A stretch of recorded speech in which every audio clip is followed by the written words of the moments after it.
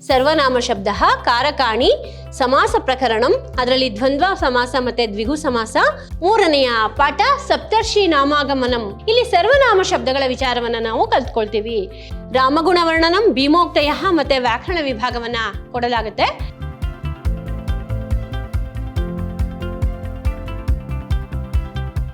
ಶ್ರೀ ಗುರುಭ್ಯೋ ನಮಃ.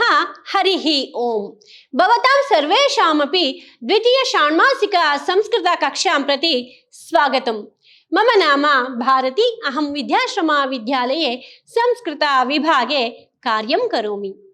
ಪ್ರಿಯ ವಿದ್ಯಾರ್ಥಿಗಳೇ, ನಿಮಗೆಲ್ಲರಿಗೂ ಅಂದರೆ ದ್ವಿತೀಯ ಷಾಣ್ಮಾಸಿಕ BBA ವಿದ್ಯಾರ್ಥಿಗಳಿಗೆ ದ್ವಿತೀಯ ಸೆಮಿಸ್ಟರ್ ಸಂಸ್ಕೃತ ತರಗತಿಗೆ ಆತ್ಮೀಯ ಸ್ವಾಗತ. ವಿದ್ಯಾರ್ಥಿಗಳೇ, ಈಗ ನೀವು ಮೊದಲನೇ ಸೆಮಿಸ್ಟರ್ನಲ್ಲಿ ಕಾವ್ಯ ಸುಹಾಸಃ ಭಾಗ 1 ಎನ್ನುವಂತಹ ಪಠ್ಯಪುಸ್ತಕವನ್ನ ಹೋದ ಸೆಮಿಸ್ಟರ್ನಲ್ಲಿ ಓದಿದ್ರಿ. ಈ ಸೆಮಿಸ್ಟರ್ನಲ್ಲಿ ನೀವು ಕಾವ್ಯ ಸುಹಾಸಃ ಭಾಗ 2 ಎನ್ನುವಂತಹ ಪಠ್ಯಪುಸ್ತಕವನ್ನ ಅಧ್ಯಯನವನ್ನ ಮಾಡ್ತೀರಾ. ಇದು ಮೈಸೂರು ಯೂನಿವರ್ಸಿಟಿಗೆ ಸಂಬಂಧಪಟ್ಟಂತಹ ದ್ವಿತೀಯ ಷಾಣ್ಮಾಸಿಕ ನಿಯಮಿತ ಪಠ್ಯಪುಸ್ತಕವಾಗಿದೆ.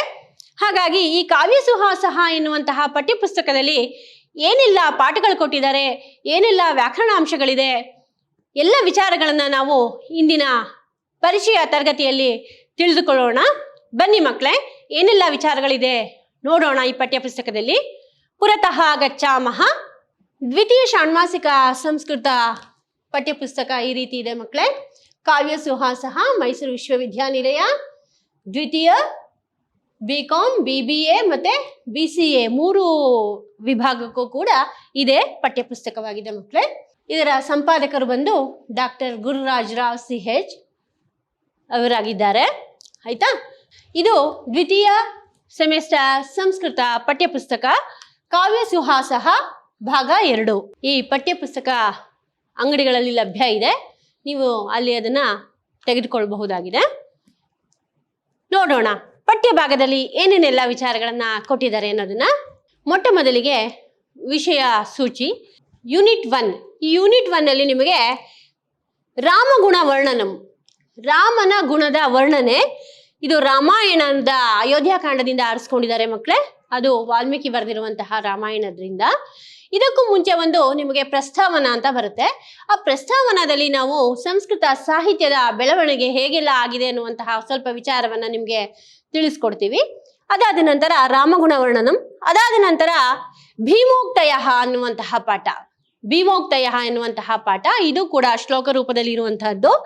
ಇದನ್ನ ಭಾರವಿಯು ಬರೆದಿರುವಂತಹ ಕಿರಾತಾರ್ಜುನೀಯದಿಂದ ಆರಿಸಲಾಗಿದೆ. ಭಾರವಿಯು ಬರೆದಿರುವಂತಹ ಕಿರಾತಾರ್ಜುನೀಯಮಿಂದ ಆರಿಸಿರುವಂತಹ ಒಂದು ಶ್ಲೋಕ ಭಾಗ.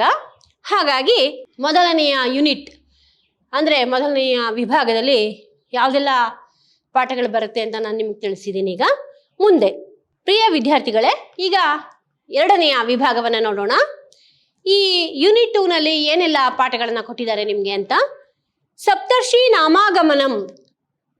ಸಪ್ತರ್ಷಿ ನಾಮಾಗಮನಂ ಅಂತ ಹೇಳಿ ಕಾಳಿದಾಸ ಬರೆದಿರುವಂತಹ ಕುಮಾರ ಸಂಭವದಿಂದ ಆರಿಸಿರುವಂತಹ ಶ್ಲೋಕಗಳನ್ನ ನಿಮ್ಗೆ ಕೊಟ್ಟಿದ್ದಾರೆ.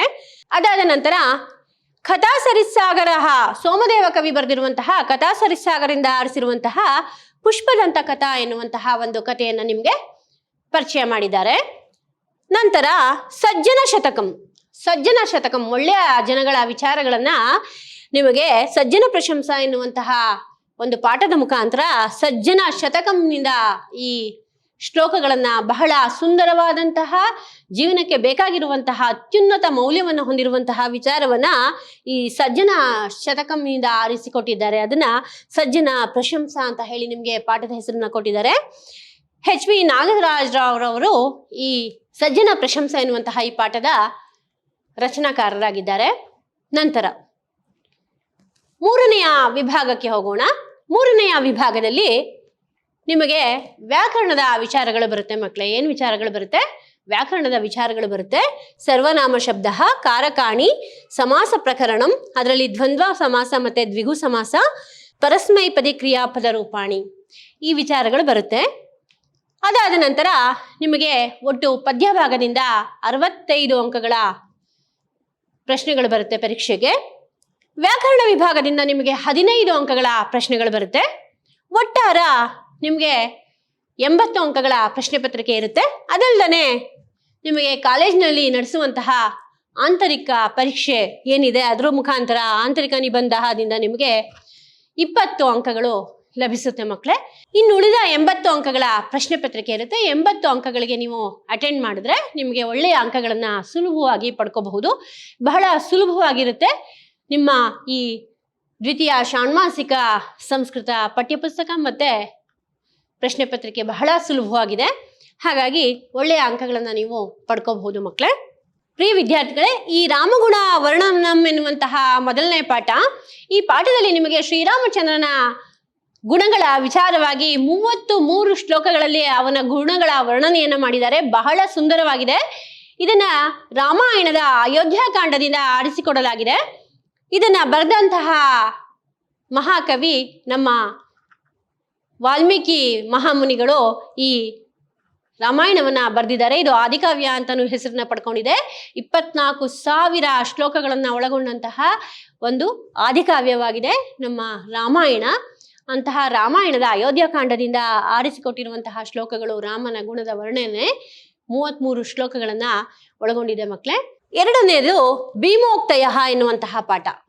ಭೀಮೋಕ್ತಯ ಎನ್ನುವಂತಹ ಪಾಠ ಬಂದು ಮೊದಲೇ ನಾನು ತಿಳಿಸಿದಂತೆ ಭಾರವಿ ಎನ್ನುವಂತಹ ಮಹಾಕವಿ ಬರೆದಿರುವಂತಹ ಕಿರಾತಾರ್ಜುನೀಯಂ ಅದರಿಂದ ಆರಿಸಿಕೊಟ್ಟಿರುವಂತಹ, ಅದರಲ್ಲಿ ಪಾಂಡವರು ವನವಾಸಕ್ಕೆ ಹೋಗ್ತಾರೆ. ವನವಾಸಕ್ಕೆ ಹೋದಾಗ ಅವರು ವನೇಚರರ ಮುಖಾಂತರ ದುರ್ಯೋಧನನ ಆಡಳಿತದ ವಿಚಾರವನ್ನ ತಿಳ್ಕೊತಾರೆ. ತಿಳ್ಕೊಂಡು ನಂತರ ಏನೆಲ್ಲ ವಿಚಾರಗಳು ಬರ್ತಾ ಇದೆ ಜನರ ಬಾಯಿಯಿಂದ ಇವರ ಬಗ್ಗೆ ಎನ್ನುವಂತಹ ವಿಚಾರವನ್ನ, ಯಾರ ಬಗ್ಗೆ? ಪಾಂಡವರ ಬಗ್ಗೆ ಎನ್ನುವಂತಹ ವಿಚಾರವನ್ನ ವನೇಚರರು ಬಂದು ಹೇಳ್ತಾರೆ. ಯಾರಿಗೆ? ಯುಧಿಷ್ಠಿರನ ಬಳಿ ಹೇಳ್ತಾರೆ. ಹೇಳಿದಾಗ ಆ ಮಾತುಗಳಿಂದ ಸ್ವಲ್ಪ ಉದ್ರಿಕ್ತಳಾದಂತಹ ದ್ರೌಪದಿಯು ಪಾಂಡವರಿಗೆ ಕೆಲವು ಮಾತುಗಳನ್ನು ಆಡ್ತಾಳೆ. ಆ ನಂತರ ಆ ದ್ರೌಪದಿಯ ಮಾತನ್ನ ಕೇಳಿದಂತಹ ಭೀಮನು ಯುಧಿಷ್ಠಿರನಿಗೆ ಅನೇಕ ವಿಚಾರಗಳನ್ನ ಶ್ಲೋಕದ ಮುಖಾಂತರ ಹೇಳ್ತಾರೆ. ಆ ವಿಚಾರವನ್ನ ಈ ಭೀಮೋಕ್ತಯ ಎನ್ನುವಂತಹ ಪಾಠದಲ್ಲಿ ಕೊಟ್ಟಿದ್ದಾರೆ. ಹಾಗಾಗಿ ಇದು ಕೂಡ ಬಹಳ ಸುಂದರವಾದಂತಹ ಒಂದು ಶ್ಲೋಕ ರೂಪವಾಗಿದೆ. ಒಟ್ಟು ಇದರಲ್ಲಿ 20 ಶ್ಲೋಕಗಳಿದೆ ಮಕ್ಕಳೇ. ಎಷ್ಟು ಶ್ಲೋಕಗಳಿದೆ? 20 ಶ್ಲೋಕಗಳು ಇವೆ. ಭೀಮ ಯುಧಿಷ್ಠಿರನಿಗೆ ಹೇಳಿರುವಂತಹ ಮಾತುಗಳು. ಅದಕ್ಕೆ ಈ ಪಾಠಕ್ಕೆ ಭೀಮೋಕ್ತಯ ಎನ್ನುವಂತಹ ಹೆಸರನ್ನ ಕೊಟ್ಟಿದ್ದಾರೆ. ಮುಂದೆ ನೋಡೋಣ. ಮೂರನೆಯ ಪಾಠ ಸಪ್ತರ್ಷಿ ನಾಮಾಗಮನಂ. ವಿದ್ಯಾರ್ಥಿಗಳೇ, ಇದನ್ನ ನೀವು PUCಯಲ್ಲೂ ಕೂಡ ಓದಿದ್ದೀರಾ. ಪ್ರಿಯ ವಿದ್ಯಾರ್ಥಿಗಳೇ, ಈ ಪಾಠವನ್ನ ಕುಮಾರ ಸಂಭವಂ ಎನ್ನುವಂತಹ ಕವಿಕುಲ ಗುರುವಾದಂತಹ ಕಾಳಿದಾಸ ಬರೆದಿರುವಂತಹ ಒಂದು ಮಹಾಕಾವ್ಯದಿಂದ ಆರಿಸಿಕೊಟ್ಟಿದ್ದಾರೆ. ಸಪ್ತರ್ಷಿ ನಾಮಾಗಮನಂ ಅಂತ. ಪಾರ್ವತಿಯು ಶಿವನನ್ನ ಕುರಿತು ತಪಸ್ ಮಾಡ್ತಾಳೆ. ನಂತರ ಶಿವನು ಪಾರ್ವತಿಯನ್ನ ಮದುವೆ ಆಗ್ಲಿಕ್ಕೆ ಕನ್ಯಾರ್ಥಿಗಳಾಗಿ ಸಪ್ತರ್ಷಿಗಳ ಪ್ರಾರ್ಥನೆಯನ್ನ ಮಾಡಿಕೊಂಡಾಗ ಸಪ್ತರ್ಷಿಗಳು ಶಿವನ ಪ್ರಾರ್ಥನೆಗೆ ಹೋಗೊಟ್ಟು ಅವರು ಭೂಮಿ ಮೇಲೆ ಬರ್ತಾರೆ. ಸಪ್ತರ್ಷಿಗಳು ಅದನ್ನ ಸುಂದರವಾಗಿ ವರ್ಣನೆಯನ್ನ ಮಾಡಿದ್ದಾರೆ ಇದರಲ್ಲಿ ಸಪ್ತರ್ಷಿ ನಾಮಾಗಮನಮಲ್ಲಿ. ಈ ವಿಚಾರವನ್ನ ನಾವು ನೋಡಬಹುದಾಗಿದೆ. ಸಪ್ತರ್ಷಿ ನಾಮಾಗಮನಮಲ್ಲಿ ನಾವು ಒಟ್ಟು 20 ಶ್ಲೋಕಗಳನ್ನ ನೋಡ್ತೀವಿ ಮಕ್ಕಳೇ. ಎಷ್ಟು ಶ್ಲೋಕಗಳನ್ನ ನೋಡ್ತೀವಿ? 20 ಶ್ಲೋಕಗಳನ್ನ ನಾವು ಇದರಲ್ಲಿ ನೋಡ್ತೀವಿ. ಕುಮಾರ ಸಂಭವಂ ಎನ್ನುವಂತಹ ಈ ಮಹಾಕಾವ್ಯದ 6ನೇ ಸರ್ಗದಿಂದ ಈ ಪಾಠವನ್ನ ಆಯ್ಕೆ ಮಾಡಿಕೊಳ್ಳಲಾಗಿದೆ. ಇದಕ್ಕೆ ಕನ್ಯಾ ಪ್ರಧಾನವಾದಂತಹ ಸರ್ಗ ಅಂತಾನೂ ಕೂಡ ಹೇಳಲಾಗುತ್ತೆ. ಈ ಸಪ್ತರ್ಷಿ ನಾಮಾಗಮನಮಲ್ಲಿ ಒಟ್ಟು ನಾವು 20 ಶ್ಲೋಕಗಳನ್ನ ನೋಡ್ತೀವಿ ಮಕ್ಕಳೇ. ಮುಂದೆ ನೋಡೋಣ. ಮುಂದಿಂದು ಪುಷ್ಪದಂತಕತೆ. ಪುಷ್ಪದಂತಕತೆ ಎನ್ನುವುದನ್ನ ಕಥಾಸರಿಸಾಗರ ಎನ್ನುವಂತಹ ಮಹಾ ಕಥೆಗಳ ಸಾಗರ ಅಂದ್ರೆ ದೊಡ್ಡ ಗ್ರಂಥವನ್ನ ಬರೆದಿರುವಂತಹ ಮಹಾಕವಿಯಾದಂತಹ ಸೋಮದೇವ ವಿರಚಿತ ಕಥಾಸರಿಸಾಗರದಿಂದ ಆರಿಸಿಕೊಳ್ಳಲಾಗಿದೆ. 11ನೇ ಶತಮಾನದಲ್ಲಿ ಕಾಶಿಯ ರಾಜನಾಗಿದ್ದಂತಹ ಅನಂತರಾಜನ ಹೆಂಡತಿಯಾದಂತಹ ಸೂರಮ್ಮತಿಯ ಚಿತ್ತ ವಿನೋದಕ್ಕಾಗಿ ಕಥಾಸರಿಸಾಗರ ಎನ್ನುವಂತಹ ಗ್ರಂಥವನ್ನ ಸೋಮದೇವ ಕವಿ ಬರೆದ್ರು ಅಂತ ತಿಳಿಸಿದ್ದಾರೆ ಪಠ್ಯಪುಸ್ತಕದಲ್ಲಿ. ಅಂತಹ ಒಂದು ಕಥಾಸರಿಸಾಗರವು 21,500 ಶ್ಲೋಕಗಳನ್ನ ಒಳಗೊಂಡಿರುವಂತಹ ಕೃತಿಯಾಗಿದೆ ಮಕ್ಕಳೇ. ಪುಷ್ಪದಂತ ಕಥೆ ಎನ್ನುವಂತಹ ಈ ಪಾಠದಲ್ಲಿ ನಿಮಗೆ ಒಟ್ಟು 25 ಶ್ಲೋಕಗಳನ್ನ ಕೊಟ್ಟಿದ್ದಾರೆ. ಏನಿದ್ರ ಕತೆ ಅಂತ ಹೇಳಿದ್ರೆ, ಈಶ್ವರನು ಪಾರ್ವತಿಗೆ ಅನೇಕವಾದಂತಹ ರಮ್ಯವಾದ ಕಥೆಗಳನ್ನ ಹೇಳ್ತಾ ಇರ್ತಾನೆ. ಹೀಗೆ ಕಥೆಯನ್ನ ಹೇಳ್ತಾ ಇರುವಾಗ ಆ ಕಥೆಯನ್ನ ಕದ್ದು ಕೇಳಿದಂತಹ ಶಿವಗಣ ಮತ್ತೆ ಮಿತ್ರಗಣ ಇವುಗಳಿಗೆ ಶಿವನಿಂದ ಶಾಪ ಸಿಗುತ್ತೆ. ಶಾಪ ಸಿಕ್ಕಾಗ ಅವರು ಭೂಮಿಯಲ್ಲಿ ಜನ್ಮವನ್ನ ಪಡಿತಾರೆ. ಕಾಣಭೂತಿ ಎನ್ನುವಂತಹ ಒಂದು ಪಿಶಾಚಿಗೆ ಕಥೆಯನ್ನ ಹೇಳ್ತಾರೆ. ಅವನು ಆ ಕಥೆಯನ್ನ ಗುಣಾಢ್ಯನೆಂಬುವನಿಗೆ ಹೇಳ್ತಾನೆ. ಆನಂತರ ಆ ಗುಣಾಢ್ಯನು ಅದಕ್ಕೆ ಒಂದು ಕಥಾಪೀಠವನ್ನ ರಚಿಸ್ತಾನೆ. ಆನಂತರ ಆ ಕಥೆಗಳನ್ನ ಕೇಳಿದಂತಹ ಆ ಗಣಗಳಿಗೆ, ಯಾವ ಮಿತ್ರಗಣ ಮತ್ತೆ ಶಿವಗಣಗಳಿಗೆ ಶಾಪ ವಿಮೋಚನೆಯಾಗುವುದು ಈ ಪ್ರಕೃತ ಒಂದು ಕಥಾಭಾಗವಾಗಿದೆ. ಯಾವ್ದು? ಈ ಪುಷ್ಪದಂತ ಕಥಾ ಎನ್ನುವಂತಹ ಕಥೆದು.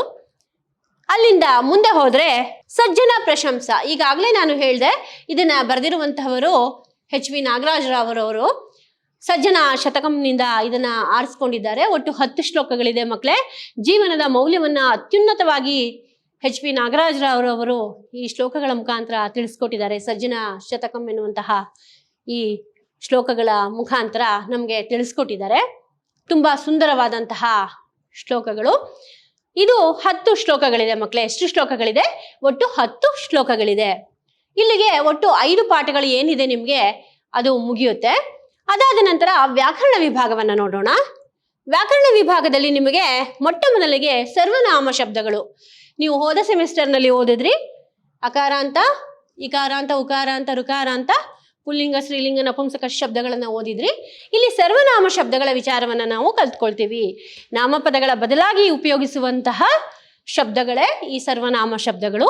ಈ ಸರ್ವನಾಮ ಶಬ್ದಗಳ ವಿಚಾರವನ್ನ ನಿಮಗೆ ಕೊಟ್ಟಿದ್ದಾರೆ. ಬಹಳ ಸುಲಭವಾಗಿದೆ ನಿಮಗೆ ಕಲೀಲಿಕ್ಕೆ. ಅದರ ಅಧ್ಯಯನವನ್ನ ಮಾಡೋಣ. ಅದಾದ ನಂತರ ಕಾರಕಾಣಿ, ಕಾರಕಗಳ ವಿಚಾರವನ್ನ ನಾವು ಇಲ್ಲಿ ತಿಳ್ಕೊತೀವಿ. ಯತ್ ಕ್ರಿಯಾನ್ವಯಿ ತತ್ ಕಾರಕಂ ಅಂತ ಹೇಳ್ತೀವಿ. ಕ್ರಿಯೆಯ ಜೊತೆಗಿನ ಸಂಬಂಧವನ್ನ ನಾವು ಇದರಲ್ಲಿ ನೋಡ್ತಾ ಹೋಗ್ತೀವಿ. ಹಾಗಾಗಿ ಇಲ್ಲಿ ನಾವು ಒಟ್ಟು 6 ಕಾರಕಗಳ ವಿಚಾರವನ್ನ ನೋಡ್ತೇವೆ ಮಕ್ಕಳೇ. ಬಹಳ ಸುಲಭವಾಗಿರುವಂತಹ ಒಂದು ವಿಭಾಗ. ಕಾರಕಗಳು ಕ್ರಿಯೆಯ ಜೊತೆ ಸಂಬಂಧವನ್ನ ಯಾವ ರೀತಿ ತೋರಿಸುತ್ತೆ, ವಾಕ್ಯವನ್ನ ನಾವು ರಚನೆ ಮಾಡುವಾಗ ಹೇಗೆ ಮಾಡ್ತೀವಿ, ಯಾವ ಕಾರಕವನ್ನ ನಾವು ಎಲ್ಲಿ ಉಪಯೋಗಿಸ್ತೀವಿ ಅನ್ನೋದನ್ನ ಇಲ್ಲಿ ನಾವು ನೋಡೋಣ. ನಂತರ ಸಮಾಸ ಪ್ರಕರಣಂ. ಸಮಾಸ ಪ್ರಕರಣ ಈಗಾಗಲೇ ನೀವು ತತ್ಪುರುಷ ಸಮಾಸ ಮತ್ತು ಕರ್ಮಧಾರಿಯ ಸಮಾಸವನ್ನ ಹೋದ ಸೆಮಿಸ್ಟರ್ನಲ್ಲಿ ಓದಿದ್ದೀರಾ. ಈ ಸೆಮಿಸ್ಟರ್ನಲ್ಲಿ ನಾವು ದ್ವಂದ್ವ ಸಮಾಸ ಮತ್ತೆ ದ್ವಿಗು ಸಮಾಸದ ವಿಚಾರವನ್ನ ತಿಳ್ಕೊಳ್ಳೋಣ. ಬಹಳ ಸುಲಭವಾಗಿದೆ ಮಕ್ಕಳೇ ಅರ್ಥ ಮಾಡ್ಕೊಳ್ಳಿಕ್ಕೆ. ದ್ವಂದ್ವ ಮತ್ತೆ ದ್ವಿಗು ಸಮಾಸದ ವಿಚಾರವನ್ನ ತಿಳ್ಕೊಳ್ಳೋಣ. ಮುಂದೆ ವ್ಯಾಕರಣ ವಿಭಾಗದ ಪರಸ್ಮೈಪದಿ ಕ್ರಿಯಾರೂಪಾಣಿ. ಪ್ರಿಯ ವಿದ್ಯಾರ್ಥಿಗಳೇ, ಈಗಾಗಲೇ ನಿಮಗೆ ಈ ಕ್ರಿಯಾಪದಗಳ ವಿಚಾರ ತಿಳಿದೇ ಇದೆ. ಕ್ರಿಯಾಪದ ಅನ್ನೋದಕ್ಕೆ ನಾವು ಇಂಗ್ಲಿಷ್ನಲ್ಲಿ ವರ್ಬ್ ಅಂತ ಹೇಳ್ತೀವಿ. ಇಂತಹ ಒಂದು ಪರಸ್ಮೈಪದಿ ಕ್ರಿಯಾಪದಗಳು ಯಾವ್ದ್ಯಾವ್ದಿದೆ, ನಿಮ್ಮ ಪಠ್ಯಪುಸ್ತಕದಲ್ಲಿ ನಿಮ್ಗೆ ಯಾವ್ದ್ಯಾವ್ದನ್ನ ಕೊಟ್ಟಿದ್ದಾರೆ ಎನ್ನುವಂತಹ ವಿಚಾರವನ್ನ ತಿಳ್ಕೊಳ್ಳೋಣ. ಇಲ್ಲಿ ನಿಮ್ಗೆ ಲಟ್ಲಕಾರ, ಲೃಟ್ಲಕಾರ, ಲೋಟ್ಲಕಾರ ಮತ್ತೆ ವಿಧಿಲಿಂಗ್ ಲಕಾರದ ಪರಸ್ಮೈಪದಿ ಕ್ರಿಯಾಪದಗಳ ವಿಚಾರವನ್ನ ಕೊಟ್ಟಿದ್ದಾರೆ. ಅದನ್ನ ನಾವು ಪಾಠ ಮಾಡುವಾಗ ಅಧ್ಯಯನ ಮಾಡೋಣ. ನಿಮಗೆ ಇಷ್ಟೇ ನಿಮ್ಮ ಈ ದ್ವಿತೀಯ ಷಾಣ್ಮಾಸಿಕ ಸಂಸ್ಕೃತ ಪಠ್ಯಪುಸ್ತಕದಲ್ಲಿ ಇರುವಂತಹ ವಿಚಾರ. ಒಟ್ಟು ನಿಮಗೆ 5 ಪಾಠಗಳು ಮತ್ತು ಉಳಿದದ್ದು ವ್ಯಾಕರಣ ವಿಭಾಗ. ಇಷ್ಟು ನಿಮಗೆ 2ನೇ ಸೆಮಿಸ್ಟರ್ ಪರೀಕ್ಷೆಗೆ ಇರುವಂತಹ ಪಾಠದ ವಿಚಾರ ಮತ್ತೆ ವ್ಯಾಕರಣ ವಿಭಾಗ ಆಗುತ್ತೆ. ಮುಂದೆ 2 ಆಂತರಿಕ ಪರೀಕ್ಷೆಗಳನ್ನ ಕಾಲೇಜ್ ಕಡೆಯಿಂದ ನಡೆಸಲಾಗುತ್ತೆ. ಅದರಲ್ಲಿ ಮೊದಲನೆಯ ಆಂತರಿಕ ಪರೀಕ್ಷೆಗೆ ನಿಮಗೆ ರಾಮಗುಣ ವರ್ಣನಂ, ಭೀಮೋಕ್ತಯ ಮತ್ತೆ ವ್ಯಾಕರಣ ವಿಭಾಗವನ್ನ ಕೊಡಲಾಗುತ್ತೆ. 20 ಅಂಕಗಳ ಪರೀಕ್ಷೆ ಇದು. 2ನೇ ಇಂಟರ್ನಲ್ಸ್ ನಲ್ಲಿ ನಿಮಗೆ ಸಪ್ತರ್ಷಿ ನಾಮಾಗಮನಂ, ಪುಷ್ಪದಂತ ಕಥೆ ಮತ್ತು ವ್ಯಾಕರಣ ವಿಭಾಗ ಇದ್ರ ಮೇಲೆ ಪ್ರಶ್ನೆಗಳನ್ನ ಕೇಳಲಾಗುತ್ತೆ. ಒಟ್ಟು 2 ಆಂತರಿಕ ಪರೀಕ್ಷೆಗಳಿರುತ್ತೆ ಮಕ್ಕಳೇ. ಅದರಲ್ಲಿ ನೀವು ಒಳ್ಳೆಯ ಅಂಕಗಳನ್ನ ಪಡ್ಕೋಬಹುದು. ಯಾಕೆಂದ್ರೆ 20 ಅಂಕಗಳು ನಿಮ್ಗೆ ಇದರಲ್ಲಿ ಲಭಿಸಿದ್ರೆ ಅನಂತರ 80 ಅಂಕಗಳ ಪ್ರಶ್ನೆ ಪತ್ರಿಕೆಯಲ್ಲಿ ನೀವು ಸುಲಭವಾಗಿ ಉತ್ತರಗಳನ್ನ ಬರೀಬಹುದಾಗಿದೆ. ಹಾಗಾಗಿ ನಿಮ್ಮ ಫೈನಲ್ ಮಾರ್ಕ್ಸ್ನ ಯಾವ ರೀತಿಯಲ್ಲಿ ನಿಮಗೆ ಕನ್ಸಿಡರ್ ಮಾಡ್ತಾರೆ ಅಂದರೆ 2 ಆಂತರಿಕ ಪರೀಕ್ಷೆಗಳ ಆವರೇಜ್ ಅಂತ ಏನು ಹೇಳ್ತೀವಿ, 20 ಅಂಕಗಳಿಗೆ ಎಷ್ಟು ಅಂಕಗಳು ನಿಮಗೆ ಬರುತ್ತೆ ಅಂತ ನಿರ್ಧಾರವನ್ನ ಮಾಡ್ತಾರೆ. ಹಾಗಾಗಿ ನೀವು 2 ಆಂತರಿಕ ಪರೀಕ್ಷೆಗಳನ್ನ ಬರಿಬೇಕಾಗತ್ತೆ. ಮುಂದೆ ಪದ್ಯ ಗದ್ಯ ಭಾಗದಿಂದ ಒಟ್ಟು 65 ಅಂಕಗಳಿರುತ್ತೆ ಮಕ್ಕಳೇ.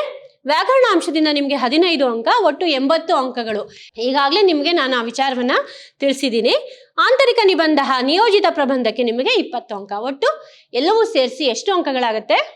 100 ಅಂಕಗಳು ಆಗುತ್ತೆ. ನಂತರ ನಿಮಗೆ ಇಷ್ಟೆಲ್ಲ ವಿಚಾರಗಳನ್ನ ಹೇಳಿದ ನಂತರ ಮನಸ್ಸಿಗೆ ಅನಿಸುತ್ತೆ, ಓ ಪ್ರಶ್ನೆ ಪತ್ರಿಕೆ ಯಾವ ರೀತಿ ಇರುತ್ತೆ ಅನ್ನೋದನ್ನ ನೋಡೋಣ ಅನ್ನುವಂತಹ ಒಂದು ಕುತೂಹಲ ಇರುತ್ತೆ. ಹಾಗಾಗಿ ಒಂದು ಪ್ರಶ್ನೆ ಪತ್ರಿಕೆಯ ಮಾದರಿಯನ್ನು ನಾನಿಲ್ಲಿ ನಿಮಗೆ ತೋರಿಸಿದ್ದೀನಿ ಮಕ್ಕಳೇ. ನೋಡಿ, ಈ ರೀತಿ ಇರುತ್ತೆ. ಒಟ್ಟು 80 ಅಂಕಗಳು CBCS ಸಿಸ್ಟಮು. ಇಲ್ಲಿ ನಿಮಗೆ write an essay on the place date works of Valmiki. ವಾಲ್ಮೀಕಿಯ ದೇಶಕಾಲ ಮತ್ತು ಕೃತಿಗಳನ್ನು ಕುರಿತು ಒಂದು ಪ್ರಬಂಧವನ್ನ ಬರೆಯಿರಿ. 10 ಅಂಕಗಳಿರುತ್ತೆ. ಅದಕ್ಕೆ ಸಂಬಂಧಪಟ್ಟಂತೆ ಅಥವಾ, ನಿಮಗೆ ಪ್ರತಿಯೊಂದು ಪ್ರಶ್ನೆಗೂ ಕೂಡ ಚಾಯ್ಸ್ ಇರುತ್ತೆ ಮಕ್ಕಳೇ. ಅಥವಾ write an essay on the story Pushpadantakatha. ಪುಷ್ಪದಂತಕಥೆ ಮೇಲೆ ಒಂದು ಪ್ರಬಂಧವನ್ನ ಬರೆಯಿರಿ ಅಂತ ಕೊಡ್ತಾರೆ. ಇದಕ್ಕೆ 10 ಅಂಕಗಳು ನಿಮಗೆ ಲಭಿಸುತ್ತೆ.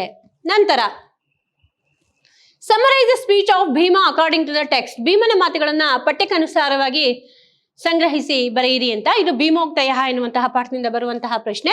10 ಅಂಕಗಳು ನಿಮಗೆ ಲಭಿಸುತ್ತೆ. ಅಥವಾ ನಿಮಗೆ ಅದು ಗೊತ್ತಿಲ್ಲ ಅಂದ ಪಕ್ಷದಲ್ಲಿ summarise the arrival of Saptarishis according to the text. 10 ಅಂಕಗಳ ಪ್ರಶ್ನೆ.